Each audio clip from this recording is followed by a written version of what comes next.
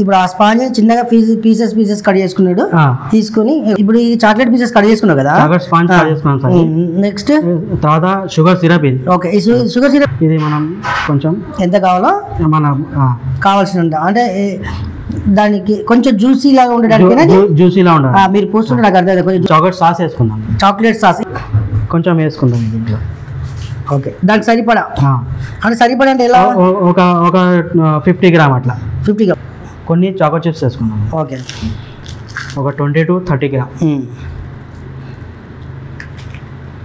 Choco chips ఎందుకు? Chocolate flavour రావడానికి, కొంచెం చాక్లెట్ ఫీల్ రానికి, చాక్లెట్ ఫ్లేవర్ రావడానికి. Okay, choco chips.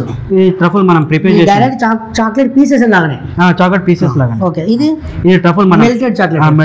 Okay, melted chocolate. కొంచెం ఇది ఒక 20 గ్రామ్ అట్లా వేసుకున్నాం. కొంచెం విప్ క్రీమ్ వేసుకున్నాం.